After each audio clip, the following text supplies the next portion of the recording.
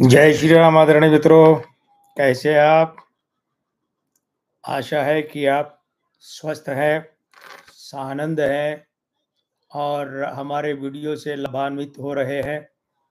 अब आशा करते हैं कि आवाज़ साफ आ रही होगी, तो कृपया अपनी टिप्पणी साथ देते रहें, क्योंकि देखिए अभी कभी-कभी तकनीकी समस्या हो जाती है, तो वो एक और बात है।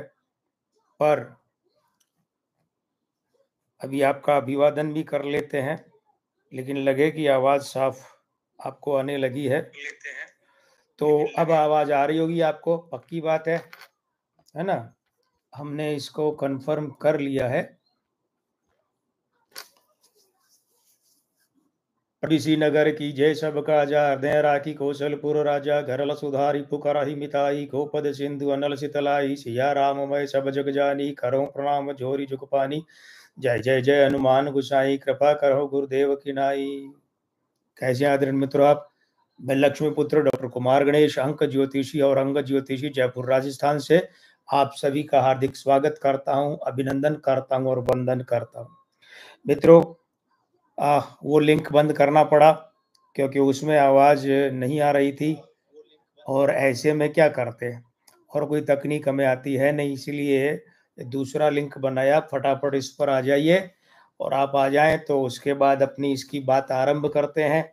देखिए, मूल रूप से ये है कि आज का जो विषय है ये बहुत महत्वपूर्ण विषय है, बहुत महत्वपूर्ण विषय है ये। और इस विषय की जहाँ तक बात करें तो देखिए, इस विषय के पीछे बहुत कुछ छिपा है। इस विषय के पीछे यूं भी छिपा है कि ये नरेंद्र मोदी सरकार का भविष्य, भारत की राजनीति का भविष्य तय करेगा ये विषय। इस विषय का जो उत्तर है वो तो अब तो आवाज ढंग से आ रही होगी। मनोज बिरला जी, मनीषा चौहान जी, जय श्री राम, हार्दिक स्वागत है। वास्तु कंसल्टेंट मानवेंद्र नाथावत जी, आ रही है अब तो आवाज सही ढंग से? तो मित्रों, आगे बढ़े उससे पहले आपको ये बता दें कि आज के विषय के मामले में गंभीरता, वैसे तो सभी विषयों में आपकी हमारी रहती है, लेकिन कुछ अतिरिक्त आवश्यकता आज रहेगी, क्योंकि ये विषय अपने आप में भारतीय राजनीति को मथने वाला विषय है। आदरणीय मित्रों, आगे बढ़े उससे पहले आपको ये बता दें कि 1 सितंबर से हमारे इस लाइव कार्यक्रम की व्यवस्थाओं में कुछ परिवर्तन होने जा रहा है।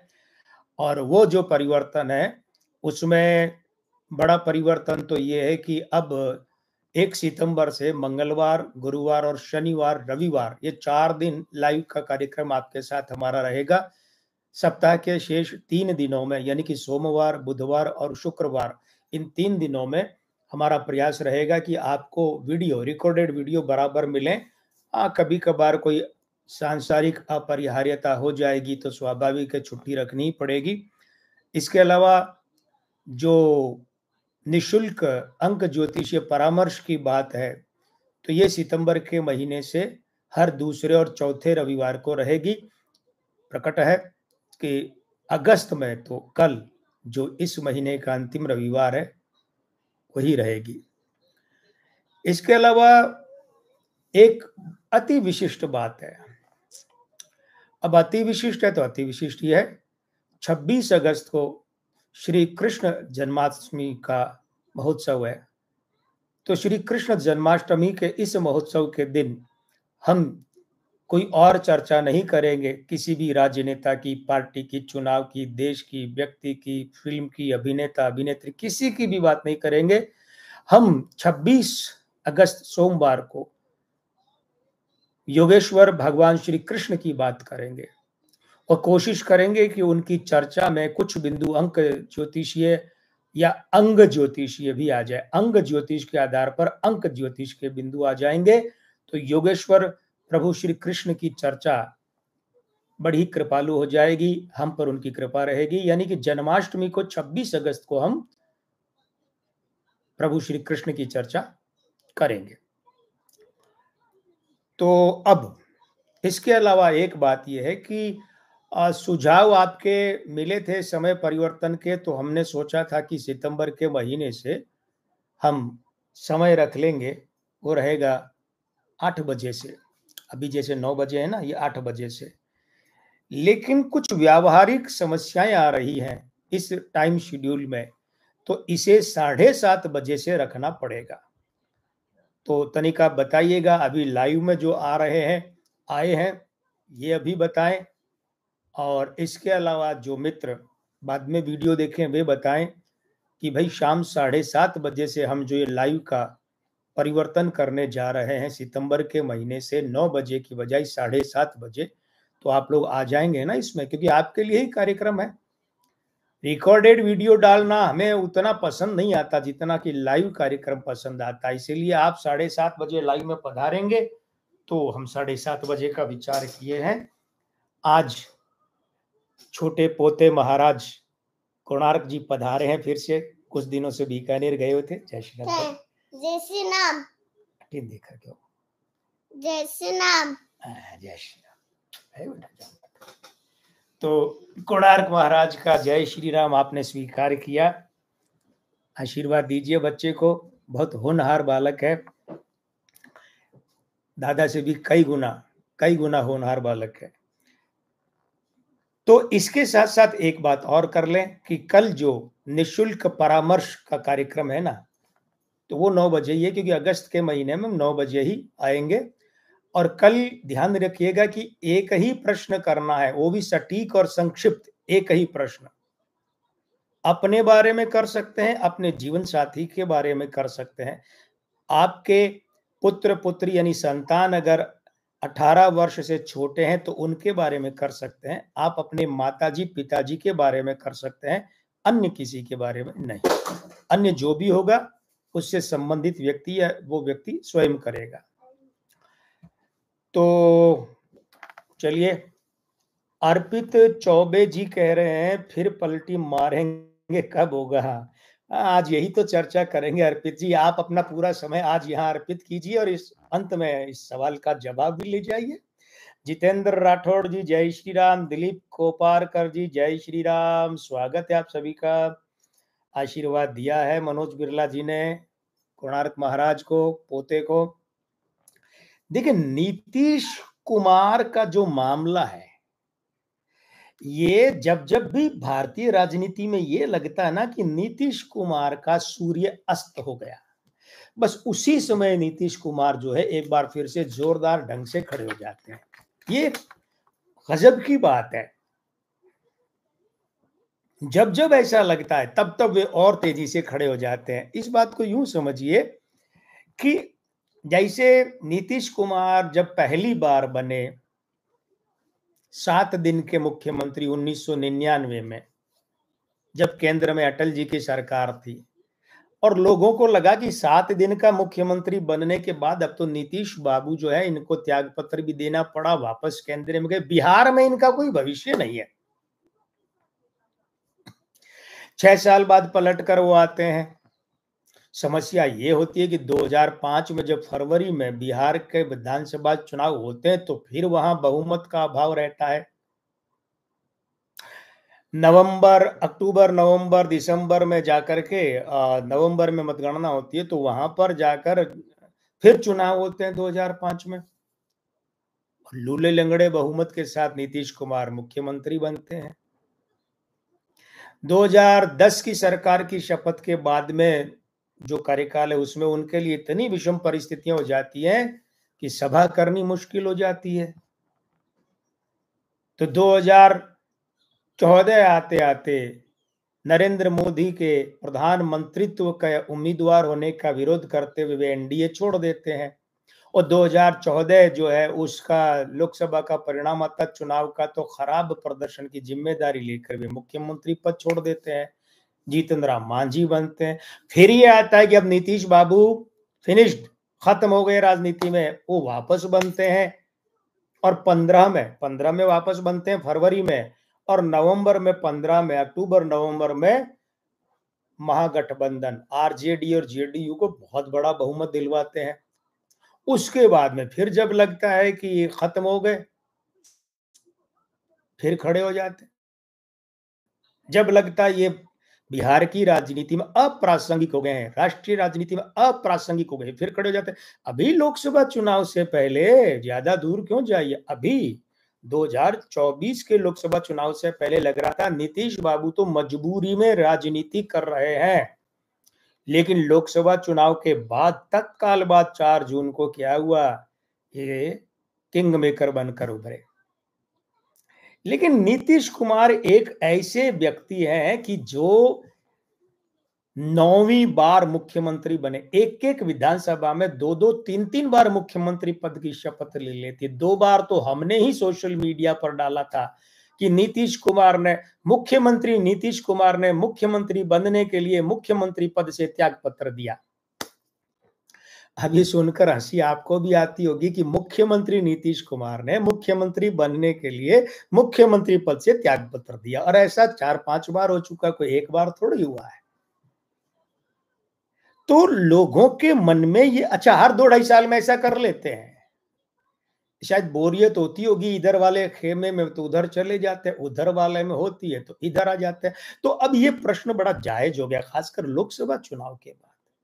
भारतीय जनता पार्टी नीतीश कुमार और चंद्रबाबू नायडू के लेकर भी 21 सीटों का ही बहुमत है उसके पास, और उसमें से 16 तो अकेले चंद्रबाबू नायडू की है, और नीतीश कुमार के साथ भी एक अच्छी खासी संख्या है। अब आप सोचिए, ये प्रश्न तो उचित है ना पूरे देश में, पूरे देश के राजनीतिक वातावरण में, कि भाई नीतीश कुमार अब एनडीए में भाजपा के साथ कितना समय ठहरेंगे, क्योंकि अक्टूबर नवंबर में चुनाव आ रहा है बिहार का, विधानसभा का। तो प्रश्न ये उठता है कि नीतीश बाबू एक बार फिर से पलटी मारेंगे और आरजेडी के यानी महागठबंधन के साथ जाएंगे क्या, या यहीं टिके रहेंगे? अच्छा मित्रों, एक बात ध्यान रखिए, आप किसी भी डॉक्टर के पास जाते हैं ना, तो उस डॉक्टर का ट्रैक रिकॉर्ड पहले पता करते हैं ना कि इसका सफलता का प्रतिशत कितना है। मरीज मार डॉक्टर के पास तो कोई नहीं जाता ना। तो आप किसी भी ज्योतिषी और विशेषकर राजनीतिक भविष्यवाणियों के मामले में किसी भी ज्योतिषी की बात पर विश्वास करने से पहले उसका ट्रैक रिकॉर्ड चेक कीजिए। वो कब से कर रहा है, जिस विषय की बात हो रही इस विषय के बारे में कब से कर रहा है, सफल कितना रहा है, क्या कहा है, अब तक कितना सही ठहरा, ये बातें, इन बातों से आपको मदद मिलती है कि भविष्य में हम उस आदमी पर कितना विश्वास करें। देखिए, हमने बिहार के बारे में और नीतीश बाबू के बारे में भविष्यवाणियां करनी आज से 19 वर्ष पहले शुरू की थी। फरवरी 2005 का जो विधानसभा चुनाव था बिहार का, उस समय से। सना खान जी 786 धन्यवाद, हार्दिक स्वागत है पधारने के लिए, जय श्री राम। संजय सिंह जी जय श्री राम। बीच में एक नाम, 2 नाम रह गए, रविंद्र भुयान जी जय श्री राम। बिल्कुल, जय जगन्नाथ जी, जगत के नाथ और क्या चाहिए, पर हम सबको इकट्ठा ही जय श्री राम ही कहते हैं। और ये एक आईडी है ऑकस्टिक डेविल, नहीं मरेगा मतलब क्या है? देखिए, सबसे पहली बात तो है कि अजीबो गरीब आईडी वाले जो आते हैं ना, इनसे हमारा निवेदन है कि आप आए, स्वागत है, लेकिन अपना असली नाम लिखें, जिससे हमें क्या सहूलियत होती है, हमें पता तो चले यहाँ के टिप्पणी कौन कर रहा है। क्योंकि हमारा जो कार्यक्रम है लाइव, ये चौराहे पर खड़ी गरीब की गाय नहीं है कि कोई आके डंडा मार के चला जाएगा, टिप्पणी करके निकल लेगा, नहीं। अपना असली नाम रखें, अन्यथा हम यहाँ पर टिप्पणी में आपका उल्लेख नहीं करेंगे, आपकी टिप्पणी हम नहीं लेंगे। जो भी अपना असली नाम नहीं लिखेगा, अजीबो गरीब आईडी वाला, आईडी नाम की तो कोई समस्या नहीं है। और अब नीतीश कुमार के मामले में देखिए, सबसे पहली बात तो है कि कुछ चीजें आपको बताना चाहेंगे। हमारे ब्लॉगों पर ये आप पढ़ सकते हैं, हम आपको याद दिला दें, आपको पता है ना हमारे ब्लॉग हैं 2, ठीक है, दोनों पर एक ही सामग्री मिलती है आपको। अंक ज्योतिष 369 ये शीर्षक है। एक ब्लॉग है wordpress.com पर, और एक है blogspot.com, जो कहीं कहीं blogspot.in ये भी है वहां पर। तो ये आप वहां जाकर देख सकते हैं आराम से कि प्रमाण क्या है। देखिए, 6 अगस्त 2012 सोमवार, यानी आज की तारीख से अगर हम बात करें तो 12 साल और उसके ऊपर कितने हो गए, 18 दिन। 12 साल 18 दिन ऊपर हो गए।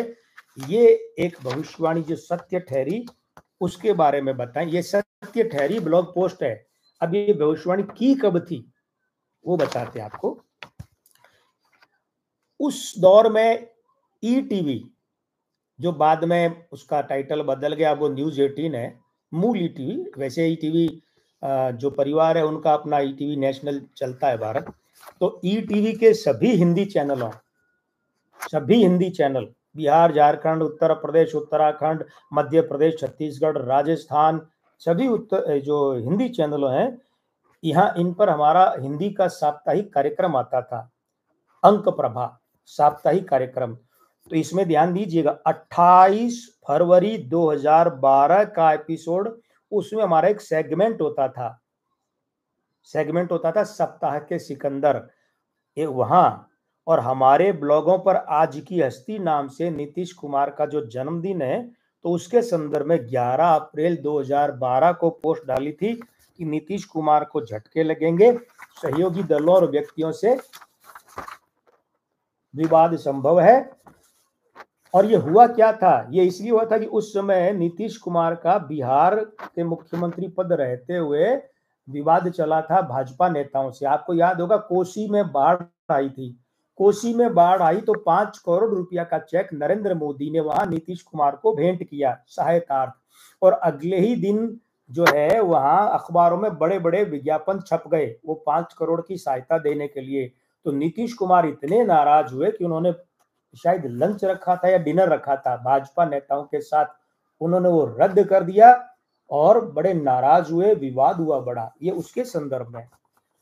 तो वहां क्या है, हमने लिखा था कि नीतीश को चाहिए कि ये दुनिया में चाहे भले किसी से ही उलझ ले मगर नरेंद्र मोदी से नहीं, वरना नरेंद्र मोदी जो है उनके प्रबल शत्रु हंता योग के कारण खुद ही मुसीबतों में घिर जाएंगे और मोदी के अन्य विरोधियों की तरह ठिकाने लग जाएंगे। अब याद कीजिए, जब जब मोदी की खिलाफत नीतीश कुमार ने की है, परिणाम क्या हुआ? नुकसान हुआ। और इसके अलावा जो है हमने जनता दल यूनाइटेड की स्थापना दिवस के मौके पर अपने ब्लॉग पोस्ट पर 1 नवंबर 2011, आज से 13 बरस पहले लिखा था कि अंक 8 में मुख्यमंत्री बने नीतीश कुमार को चाहिए कि वे नरेंद्र मोदी से टक्कर न लें, वरना जनता दल यू की सरकार और उन्हें नुकसान होगा। ये कब लिखा था? 1 नवंबर 2011। तो 2014 के चुनाव में नीतीश कुमार को कितना नुकसान हुआ? शायद 1 सीट उन्हें लोकसभा चुनाव में मिली थी। ये हम बात कर रहे हैं एक, कितनी सटीक ठहरी। ओके। उसके बाद में 6 मार्च 2013 आज की हस्ती में नीतीश कुमार के लिए हमने लिखा है कि भाजपा का साथ छोड़ने की हद तक जा सकते हैं और लोकसभा चुनाव होने की स्थिति में सीटें अभी की तुलना में कम हो सकती है। दोनों बातें सही रही।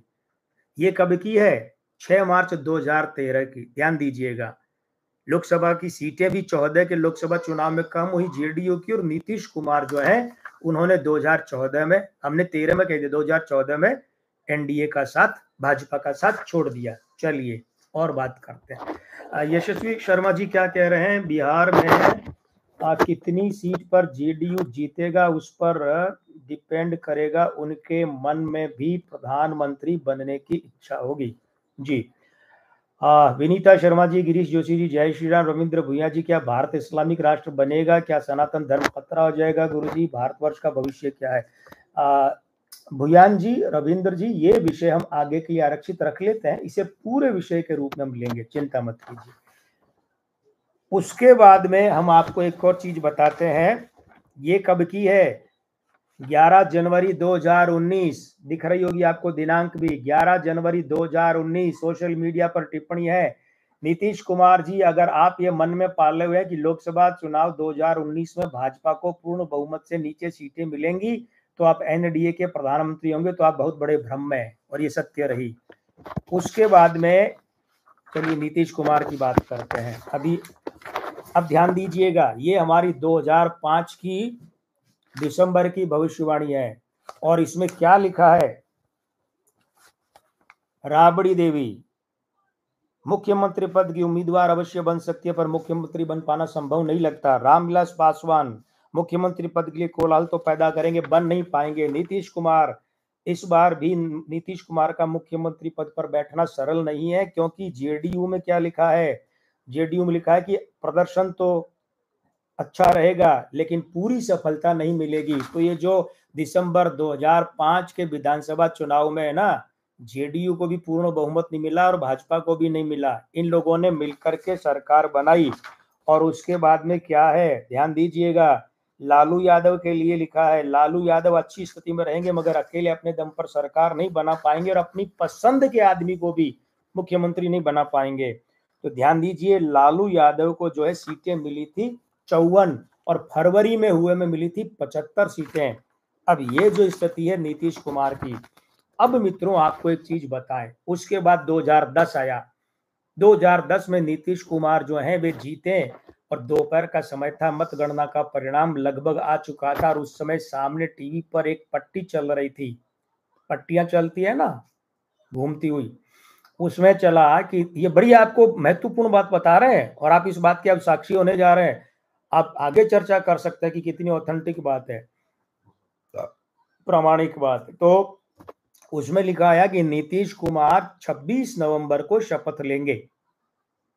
तो हमारे एक परिचित जो उस समय मात्र सांसद थे, क्योंकि भाजपा के सांसद थे, तो उस समय सरकार तो यूपीए की थी, आज वे केंद्र सरकार में एक बहुत बड़े पद पर हैं, बहुत बड़े पद पर, ठीक है। तो हमने उन्हें फोन किया कि नीतीश कुमार जी तक एक संदेश पहुंचाइए कि 26 नवंबर को शपथ नहीं ले, 27 नवंबर को शपथ लें। फिर उन्होंने आगे किसी बड़े नेता से बात की जो अब दुनिया में नहीं है। उन बड़े नेता ने नीतीश कुमार जी से बात की और हमारे पास वापस संदेश आया कि गुरुजी आपकी बात मैंने वहां पहुंचाई, उन्होंने वहां बात की, उन्होंने नीतीश कुमार जी से बात की। नीतीश जी कह रहे हैं मैं मुहूर्त देकर शपथ नहीं लेता, मैंने तो पीछे भी ऐसे ही किया था, तो मैं तो 26 को ही शपथ लूंगा। तो वो हमारे प्रति बड़ा सम्मान रखते हैं, जो आज केंद्र में बड़े मंत्री हैं। उन्होंने कहा कि गुरुजी चलिए वो तो नहीं मान रहे, लेकिन आप ये बताइए कि अगर नीतीश कुमार 26 नवंबर को ही शपथ लेते हैं तो क्या होगा। तो एक तो हमने 25 नवंबर को, 24 नवंबर को रिजल्ट आया था ये, तो 24 नवंबर को उनसे बात हुई। वो क्या हुई पहले आपको वो बताते हैं। हमने उनसे कहा 3 बातें होंगी। एक तो ये कि नीतीश कुमार इतने पूर्ण बहुमत, प्रचंड बहुमत था, प्रचंड बहुमत के बाद भी अपना कार्यकाल ढंग से नहीं पूरा कर पाएंगे। अब ये बात कैसे सत्य रही, उस कार्यकाल में नीतीश कुमार 2010 में बने ना, उस कार्यकाल में हालत ये हो गई थी 1.5-2 साल बाद कि नीतीश कुमार कहीं सभा करते तो 150 लोग होते तो 200 पुलिस वाले होते, 2000 लोग होते तो 3000 पुलिस वाले होते। ये हालत हो गई थी और नीतीश कुमार ने एक यात्रा निकाली, जन विरोध के कारण वो बीच में छोड़नी पड़ी। दूसरा, हमने भविष्यवाणी की उन मंत्री महोदय को बताया, आज के मंत्री महोदय को, कि नीतीश बाबू का भाजपा के साथ तलाक, आप लोगों के साथ तलाक हो जाएगा, अलगाव हुआ। हम बात कर रहे हैं ठीक ठीक 24 नवंबर 2010 को, इस कार्यकाल में नीतीश कुमार का आपसे तलाक हो जाएगा, हुआ भाजपा के साथ 2014 में। फिर हमने कहा और सुनिए विस्फोटक बात, कहीं ऐसा नहीं हो जाए कि अगले चुनाव से पहले पहले, यानी कि 2015 के चुनाव से पहले नीतीश बाबू का इस्तीफा ही हो जाए, और वही हुआ, उन्होंने इस्तीफा दिया था लोकसभा चुनाव के बाद। तो ये जो है सही की बात। अब रहा सवाल ये कि हम एक अखबार निकाला करते थे 2010 से 13 में, अंक प्रभा नाम से, ये मासिक अखबार था, और इसमें ये आप देखिए, बिहार विधानसभा चुनाव बाजी किसके हाथ, इसमें हमने 4, ये टैबलॉइड अखबार है, 4 पृष्ठ पर विस्तृत भविष्यवाणी की और वो शब्दशः सही रही। मित्रों आपके लिए जानना बहुत जरूरी है, बहुत जरूरी है। हमने भाजपा और जेडीयू के लिए कहा था कि इनका साथ अभी लंबा और सफलतापूर्वक चलेगा, ठीक है। उसके बाद में यह कि नीतीश कुमार के लिए लिखा था कि यह भी बहुत बड़ा सच है कि नीतीश बाबू के अंक ऐसे कि बिना साझेदारों के इनका काम नहीं चल सकता। फिर जो है वो ये लालू यादव का लिखा कि लालू मुख्यमंत्री नहीं बन पाएंगे और अपनी पसंद के आदमी को भी नहीं बनवा पाएंगे। उसके बाद में लालू चुनाव के बाद मुख्यमंत्री नहीं बन पाएंगे। कब की बात है ये, भविष्यवाणी 2010 के विधानसभा चुनाव की है। और उसके बाद क्या है, उसके बाद यह कि कांग्रेस के बारे में भविष्यवाणी थी कि इसकी तो सीटें भी कम हो जाएंगी, तो कांग्रेस को पहले 9 सीटें मिली थी 2005 में, 2014-15 में, 2010 में इनकी सीटें 4 हो गई। उसके बाद में एक और चीज लिखी है और वो आपको सुनकर बड़ा आनंद आएगा। वो ये आएगा, नीतीश कुमार के लिए लिखा है कि नीतीश इस चुनाव में फायदे में ही रहेंगे, इन्हें दोहरा संतोष मिल सकता है। 2010 जहां एक तो इनके प्रतिद्वंदी चित्त से ही हो जाएंगे, वहीं दूसरी ओर ये मुख्यमंत्री का ताज पहन लेंगे। और अगर कोई समस्या होनी है कि तो ये हो सकती है कि भाजपा की सीटें ज्यादा आ जाएं पिछली बार की तुलना में। तो भाजपा को 2005 में सीटें मिली थी 55 और 2010 में आई 91 सीटें। ये हमारा रिकॉर्ड है नीतीश कुमार के लिए। उसके बाद में अगर आप देखेंगे तो ये 2015 का रिकॉर्ड है, यहां सही ठहरे हैं। 2020 की अगर बात करें तो हमारे कई मित्रों को तो याद होगा कि 2020 में हमने लिखा था, शायद सितंबर का महीना था, आपको पोस्ट मिल जाएगी सोशल मीडिया पर, कि जिसे आना है आए, जिसे जाना है जाए, जिसे रहना है रहे। किंतु बिहार के मुख्यमंत्री तो एक बार फिर से नीतीश कुमार होने जा रहे हैं। बस इससे ज्यादा और बातें नहीं करेंगे। हमारा ट्रैक रिकॉर्ड है 19 वर्षों का, फरवरी 2005 से। एक आध कोई खास बातें ले लेते हैं। भुयान जी, शनि मीन योग में दुनिया में बहुत भूचाल आएगा। देखिए हमारे यहाँ ये सब नहीं होते। ये आप एस्ट्रोलॉजी की बात कर रहे हैं, ये बातें किसी एस्ट्रोलॉजर से कहिए, हमसे नहीं, क्योंकि हमारे यहाँ ये, हम होम्योपैथी वाले और आप कह रहे हैं कि उस दिन कैप्सूल मिलेगा और इंजेक्शन लगाया जाएगा, ऑपरेशन होगा, वो सब हमारे यहाँ नहीं होता है। ये बातें हमें समझ भी नहीं आती है। इसके लिए आप ये जो बातें वो करें किसी एस्ट्रोलॉजर से करें। प्रशांत किशोर का क्या होगा, ये भटकिए मत विषय से। नीतीश की बात करें, नीतीश, जेडीयू, इनसे संबंधित बात कीजिए रविंद्र जी, भटकिए मत विषय से, बहुत दूर चले जाएंगे। और प्रशांत किशोर को हम इस लायक मानते भी नहीं कि उसकी चर्चा करें। काली कुमार जी, जय श्री राम, हार्दिक स्वागत है आपका। तो नीतीश कुमार का जन्म हुआ है 1 मार्च 1951 को, गुरुवार को। अब मूलांक 1 है, भाग्यांक 2 है, दिन अंक 3 है, नामांक 7 है, मासांक 3 है, वर्षांक 7 है, चलित अंक 3 है। 3 का अंक कितनी बार आ गया? 3 बार आ गया। 7 का अंक 2 बार आ गया नामांक और वर्षांक में। 3 मित्र अंक है, भाग्यांक 2, 3 2 स्त्री अंक का भी मित्र है, 7 का भी मित्र है, दोनों 3 के हैं, लेकिन 7 और 2 आपस में विरोधी हैं। तो देखिए ध्यान ये दीजिए कि नीतीश कुमार ने अभी अभी जो 9वीं बार मुख्यमंत्री पद की शपथ ली, इससे पहले इन्होंने शपथ ली थी, वो थी 7वीं बार 16 नवंबर 2020। तो आप जो है हमारा 21 नवंबर 2020 का, यानी 5 दिन बाद का, जो यही इसी चैनल पर वीडियो मौजूद है, वो वीडियो देखिए, देखिए वो वीडियो। तो जो 16 नवंबर 2020 को नीतीश कुमार ने शपथ ली थी ना, हमने 21 नवंबर 2020 को लिखा था कि शपथ लेने के 13 से 22 महीनों में भाजपा से अलग हो जाएंगे। सरकार बनते ही 5 दिन में ही कह दिया, 16 को सरकार बनी और 21 को, और 1 मार्च 2021 से डमाडोल होना हो जाएगा, प्रस्फोटन विस्फोट आरंभ हो जाएगा। 16 दिसंबर 2021 से लेकर के 28 फरवरी 2022 तक घोर विपरीत समय है। नीतीश कुमार 28 फरवरी 2022 या अधिकतम 31 दिसंबर 2022 तक एनडीए की सरकार के मुख्यमंत्री नहीं रहेंगे। मित्रों, आपको जानकर अचंभा होगा कि 9 अगस्त 2022, हमने कहा दिसंबर, 9 अगस्त 2022 को नीतीश कुमार एनडीए छोड़ के चले गए और उसके बाद वापस भाजपा में आए, एनडीए में आए। तो ये जो चीजें है ना, ये ध्यान दीजिएगा। ये क्या है? ये बताती है कि नीतीश कुमार के अंक जो है, स्त्री अंक खराब है।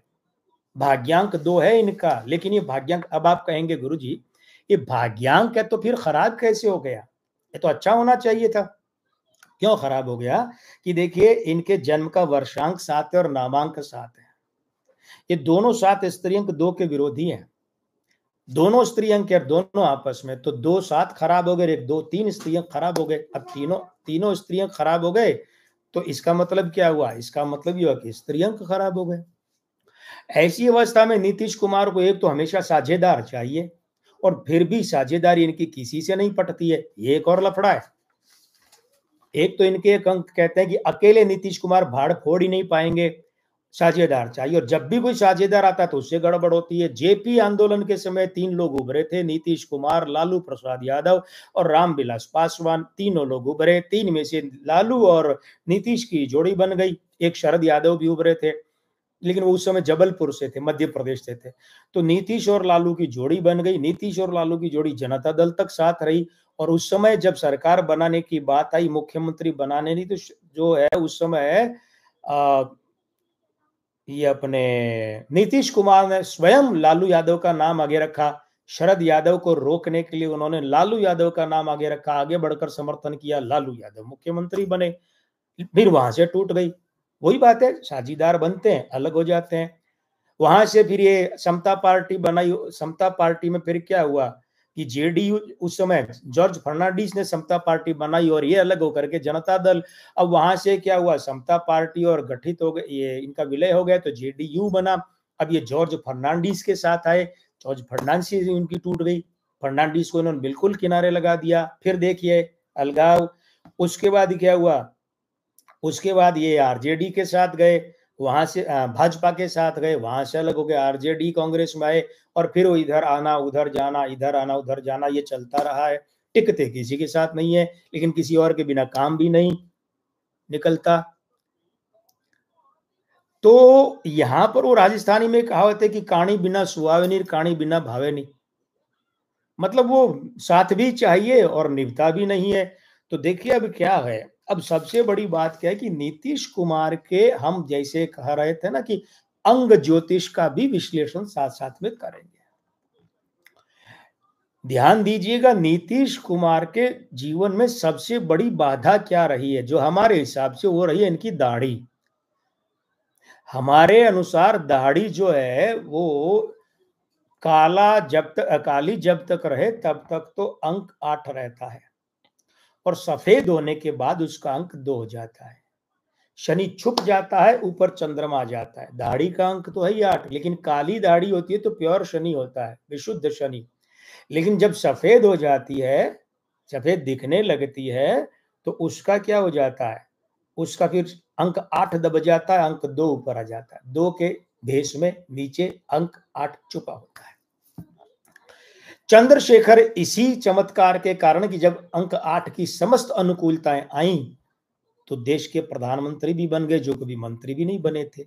और मात्र 4 महीने, ध्यान दीजिएगा, शनि का अंक 8, 4, 8 और 4 क्या होती है, प्रेत युति। तो जिस कांग्रेस ने सरकार बनवाई थी चंद्रशेखर की, उसी कांग्रेस ने समर्थन वापस लिया और गिरा दिया। नीतीश कुमार के साथ चाहे शरद यादव की बात हो, चाहे रामविलास पासवान, हाँ पासवान भी आए थे 2005 में 10 में, नीतीश कुमार के साथ साझा किया दोनों ने, लेकिन फिर दोनों अलग हो गए, और पासवान कहाँ चले गए, एनडीए के साथ। तो नीतीश कुमार के यहां पर देखिए मासांक 3, दिन का अंक 3 है, चलित का अंक 3 है। ये अच्छी बात है। ये अगले वर्ष 2025 का जो अंक है 9, उसके साथ में अंक 9 3 के साथ प्रबल मित्रता बनाता है। 2 + 2 + 2 + 3 2 6+। और अभी जो 2024 चल रहा है, ये 8 का अंक है। ये 8 का अंक इनके मासांक 3, दिन अंक 3 और चलित अंक 3 के साथ में 2 + 2 + 2+ बनाता है। लेकिन समस्या कहां हो रही है, समस्या ये हो रही है कि अभी जो 2024 का अंक 8 है, ये इनके मूलांक 1 के साथ में 4 माइनस बनाता है, और इनके भाग्यांक 2, इनके नामांक 7 और इनका वर्षांक 7 और इनका आयु अंक 74वें वर्ष के कारण 2। तो इन 4 अंकों के साथ, यानी कि 2 तो 2 और 2 7, इन चारों के साथ में ये कैलेंडर वर्ष अंक 8 बनाता है, मित्र युति बनाता है। इसलिए 2024 में चुनाव से पहले डूब रहे नीतीश कुमार चुनाव के बाद किंग मेकर बन गए, ये बात तो ठीक है। लेकिन ये स्त्री अंक हैं, साथ के अंक हैं, गठबंधन के अंक हैं, पार्टी के अंक हैं, और कैलेंडर वर्ष 2008 क्यों यहाँ टक्कर मारता है जोर की। तो हमने पीछे भी एक लाइव में कहा कि जैसे शीशा लगा है और शीशे में कोई भारी पेड़ का तना लठ लेकर आए, यूं जाके भिड़ाए, फेंके नहीं भिड़ाए, तो शीशे का क्या होगा। तो इस वजह से जो गठबंधन एनडीए में नीतीश कुमार को लिए बैठा है, ये वर्ष उसके प्रतिकूल है। ठीक है, उसके बाद अब हम बात करें कि साहब चुनाव तो अगले साल होने हैं, इस साल तो होने नहीं है। बिल्कुल आते हैं, उस पर भी आते हैं। अब क्या है, 31 दिसंबर 2024 तक तो कैलेंडर वर्ष 8 है। 1 जनवरी से आ जाएगा कैलेंडर वर्ष 9। 2025 का अंक कितना बना? 9 बना। अब हो क्या रहा है? हो ये रहा है कि नीतीश कुमार का यहाँ जो आपको दिख रहा है ना, भाग्यांक 2, वर्षांक 7, नामांक 7, आयु अंक 2, इनके साथ में अंक 9 विपरीत युति में बैठा है। और वो जो विपरीत युति बनती है, उस विपरीत युति के कारण से जैसे तैसे काम चल जाएगा। कहां तक चलेगा? इनका जन्मदिन कब आता है? 1 मार्च। तो 28 फरवरी तक जैसे तैसे काम, जैसे तैसे, खुशी खुशी नहीं। लेकिन 1 मार्च से इन्हें उम्र का 75वां वर्ष लगेगा, उसका अंक भी 3 हो जाएगा।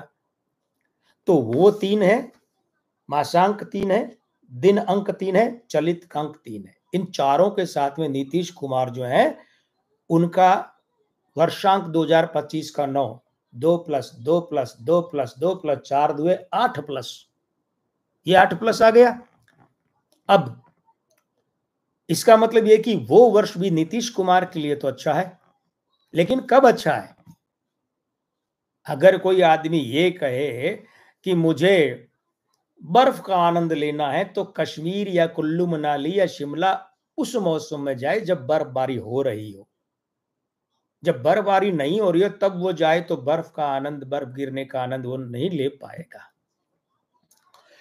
तो वो जो 2025 का अंक 9 है, वो नीतीश कुमार के खुद के भाग्यांक 2, वर्षांक 7, नामांक 7 के साथ विरोधी युति बनाता है।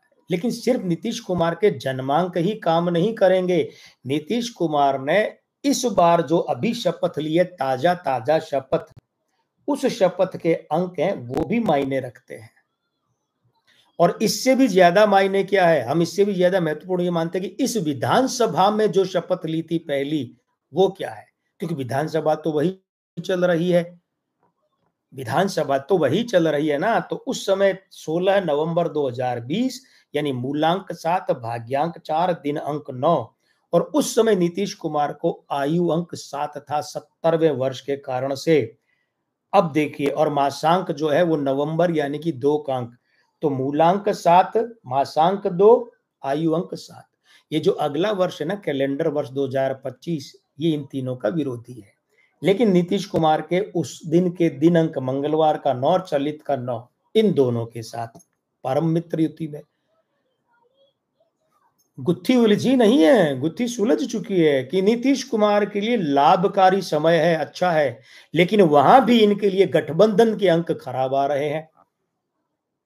नीतीश कुमार के लाभ के अंक हैं, लेकिन गठबंधन के मतलब स्त्री अंक खराब आ रहे, पार्टी के अंक खराब आ रहे हैं। तो इसका मतलब क्या हुआ? इसका मतलब ये हुआ कि नीतीश कुमार जो हैं वो 28 फरवरी, सबसे पहले तो लीजिए 28 फरवरी 2025, और उसके बाद अगर ज्यादा लें तो हमारे यहाँ क्या होता है, तिकड़ी तिकड़ी तिकड़ी तिकड़ी करके होता है। मतलब अर्धली, साल भर की अर्धली मतलब आधे आधे 2 हिस्से, यानी 6-6 महीने। उसकी भी अर्धली यानी 3-3 महीने। तो 2 अर्धली, क्योंकि नीतीश कुमार का भाग्यांक 2 है ना, तो 2 अर्धली मतलब 28 फरवरी में 2 अर्धली यानी 6 महीने और जोड़िए, यानी 28 अगस्त 2025 तक अगर नीतीश कुमार, क्या प्रश्न आया, बलराम कुमार मिश्रा, जय श्री राम। हाँ, तो ध्यान दीजिएगा, 28 कब से चालू है समय? 28 फरवरी 2025 तक, या विस्तरित एक्सटेंडेड रूप में, विस्तरित रूप में 28 अगस्त 2025 तक नीतीश कुमार अगर एनडीए छोड़ दें तो अचंभा नहीं होना चाहिए, पहली बात। क्योंकि गठबंधन के अंक खराब, इनके तो अच्छे हैं, तो इनके लिए तो लाभकारी समय है। तो इसका मतलब दोनों बातों को मिलाइए, इनके लिए लाभकारी समय है और गठबंधन के अंक खराब है। मतलब गठबंधन, गठबंधन मतलब जो अभी गठबंधन है, ये ध्यान दीजिएगा, नए वाले की बात नहीं कर रहे हैं। अभी जहां है, जिस जगह है यथास्थान, उस गठबंधन के अंक खराब है तात्कालिक, तो गठबंधन के अंक खराब है, खुद का समय अच्छा है, इसका मतलब अभी जो गठबंधन चल रहा है इसे छोड़ेंगे तो लाभ में रहेंगे। अब थोड़ा दूसरे तरीके से सुन लीजिए, 28 अगस्त 2025 तक यानी कि चुनाव से लगभग 2.5-3 महीने पहले तक भी नीतीश कुमार अगर एनडीए छोड़ दें तो अचंभा नहीं होना चाहिए, यानी ऐसा भी हो सकता है, ऐसा ही नहीं, ऐसा भी, ये ध्यान दीजिएगा। और अब मान लीजिए वो न करें ऐसा, ममता बनर्जी वाले विकल्प की तरह वहां 2 ट्रैक थे, ध्यान है ना, अभिषेक बनर्जी द्वारा पार्टी तोड़ने और एक राष्ट्रपति शासन वाला 2 ट्रैक थे। यहाँ दूसरा ट्रैक क्या है? दूसरा ट्रैक ये है कि चूंकि नीतीश कुमार के अपने अंक तो अच्छे हैं लेकिन गठबंधन के अंक बुरे हैं, इसलिए यदि नीतीश कुमार गठबंधन यानी जो बुरा है पक्ष उसे बनाए रखते हैं तो फिर विधानसभा चुनाव के बाद में नीतीश कुमार मुख्यमंत्री पद पर नहीं दिखेंगे। अक्टूबर नवंबर में जो विधानसभा चुनाव होने जा रहे हैं ना 2025 में बिहार में, अगर नीतीश कुमार एनडीए नहीं छोड़ते हैं, यानी वर्तमान गठबंधन, वो कौन है? एनडीए, इसीलिए हम एनडीए कह रहे हैं। ज्योतिष एनडीए यूपीए महागठबंधन नहीं जानती, वर्तमान कहां है अभी, यथास्थान अभी जहां है, कौन सी जगह? एनडीए, गठबंधन एनडीए। तो अगर उनका भाग्य कह रहा है कि वे नहीं छोड़ते हैं गठबंधन तो, और इसी रूप में चुनाव लड़ते हैं विधानसभा का एनडीए के साथ, तो फिर उन्हें मुख्यमंत्री पद खोना पड़ सकता है। और अगर अभी गठबंधन बदलते हैं तो वे लाभ में रह सकते हैं। ज्योतिष इतना ही कह रही है, लाभ में रह सकते हैं और मुखिया रहेंगे, और मुख्यमंत्री के रूप में रहेंगे या कोई और बड़ा पद मिलेगा, ये कहना बड़ा कठिन है। और ये भी ध्यान दीजिए, हमने क्या कहा है, दूसरा ट्रैक ये कि अगर एनडीए के साथ रहते हैं, चुनाव में जाते हैं नवंबर अक्टूबर 2025 में, तो वे मुख्यमंत्री पद पर नहीं दिखेंगे। इसका मतलब ये नहीं कि खत्म होके बैठ जाएं, हो सकता है उन्हें कोई बड़ा पद भाजपा दे दे, एनडीए दे दे, वो एक अलग बात है। तो नीतीश कुमार के लिए मामला जो है, क्योंकि नीतीश कुमार क्या है, उनकी छवि सबसे अविश्वसनीय राजनेता की बन गई है, जो किसी समय चौधरी अजीत सिंह की, विद्याचरण शुक्ल की होती थी। कोई भी सरकार आती वे लोग तो मंत्री बन ही जाते, खासकर विद्याचरण शुक्ल तो पता नहीं कितनी सरकारों में कितने प्रधानमंत्रियों के साथ रहे। तो मुन्ना बाबू पर नजर आप सबकी है, पूरे देश की है कि मुन्ना बाबू क्या एनडीए छोड़ेंगे, क्या मोदी सरकार को? अरे हाँ, मुन्ना बाबू मतलब नीतीश कुमार का बचपन का नाम, घरेलू नाम मुन्ना, तो मुन्ना बाबू। और स्त्री अंक खराब है इस कारण से, एक तो ये साझेदार के साथ इनकी लंबी पटती नहीं है, दूसरे स्त्रियों के मामले में कई बार उल जुलूल बो देते हैं। अब वो जो भी जैसे भी है, समझदार आदमी जानबूझ के तो नहीं बोलता, लेकिन अगर वो बोल जाते हैं तब भी विवाद होता है, तो वो भी स्त्री अंक खराब है, इसीलिए स्त्रियों पर टिप्पणी हो जाती है। और ये बार बार कहते हैं अटल जी के साथ हमारी खूब जमती थी, क्योंकि अटल जी के खुद के स्त्री अंक जो है पीड़ित थे, खराब नहीं थे, पीड़ित थे, भंग थे, तो उनके साथ इनकी पटरी बैठ जाती थी। तो तात्पर्य यही है मित्रों कि भारतीय राजनीति में आने वाले समय में, इस वर्ष के अंतिम दिनों में या अगले वर्ष के आरंभिक महीनों में कई बड़े बड़े परिवर्तन होने वाले हैं, उठापटक भरे। मतलब 21 अक्टूबर से ऐसा समय आरंभ होता है, 21 अक्टूबर 2024 से ऐसा समय आरंभ होता है जो 3.5 वर्षों तक चलेगा। ये हम बात आगे एक वीडियो में कर चुके हैं। तो जो आपको उठापटक बड़ी बड़ी दिखेगी, उनमें से 2 में से एक ट्रैक ये नीतीश कुमार वाला जो हमारी डायरी में हमने बताया, नोट किया, वो भी हो सकता है, कोई बड़ी बात नहीं है। मित्रों, आप सभी से निवेदन है कि जिन्होंने चैनल सब्सक्राइब नहीं किया है कर लें, और दूसरी बात, फटाफट सितंबर से जो परिवर्तन हो रहे हैं उनकी बात और हाँ, 26 अगस्त को श्री कृष्ण जन्माष्टमी है, तो उस दिन हम योगेश्वर प्रभु श्री कृष्ण की चर्चा करेंगे, इस तरीके का कोई विषय नहीं लेंगे। और अंग ज्योतिष, बॉडी लैंग्वेज के आधार पर जो पुराणों में, शास्त्रों में भगवान श्री कृष्ण की बॉडी लैंग्वेज है, उसका विश्लेषण करते हुए आपको कुछ रोचक तथ्य बताने का प्रयास करेंगे। कब? 26 अगस्त को। तो सितंबर से फटाफट जान लीजिए क्या क्या परिवर्तन होने जा रहे हैं। पहला परिवर्तन ये कि 1 सितंबर से लाइव का समय जो है वो 7:30 बजे से शुरू होगा, 7:30 बजे शाम को। मंगलवार, गुरुवार, शनिवार और रविवार को लाइव होगा और बचे हुए दिनों सोमवार, बुधवार और शुक्रवार को हमारा प्रयास रहेगा कि आपको महत्वपूर्ण विषय पर यहाँ वीडियो मिले, रिकॉर्डेड वीडियो मिले और कभी कभार छुट्टी भी हो जाए तो क्षमा कीजिएगा। निःशुल्क परामर्श सितंबर से हर महीने के दूसरे और चौथे रविवार को होगा, ये भी आपको हम बता चुके हैं। और साथ ही साथ ये भी निवेदन कर दें कि इस तरीके के हमारे जो लाइव हैं या जो वीडियो आपको मिलते हैं उन्हें साझा कीजिए, जिससे और अधिक स्तर पर ये बात पहुंच सके। एक आध चीज वापस ले लेते हैं। यशस्वी शर्मा जी ने कहा था कि वो तो निर्भर करेगा जेडीयू कितनी सीटें लाएगा, वो खैर आपकी बात है, हम उस बात को तो ज्योतिष का विषय नहीं मानते अभी। जब हम गणना करेंगे तब बताएंगे कितनी सीटें आएंगी। उसके बाद में भुयान जी का जो है, रविंद्र भुयान जी, ये जो कहा है कि भारत इस्लामिक राष्ट्र वगैरह वगैरह, ये भविष्य के लिए सुरक्षित रख लेते हैं विषय। और दूसरा ये जो इन्होंने लिखा वो हम बता दिया कि भाई इस तरीके की ज्योतिषीय टिप्पणियां यहाँ ना करें, क्योंकि हमें समझ ही नहीं आता आप क्या लिख रहे हैं। हम एस्ट्रोलॉजी नहीं जानते, रविंद्र भुयान जी समेत सभी मित्रों बिल्कुल नहीं जानते। तो यहाँ लिख भी देंगे तो हम पढ़ लेंगे, शायद अगली बार पढ़ेंगे भी नहीं, क्योंकि पढ़कर भी मिलेगा क्या।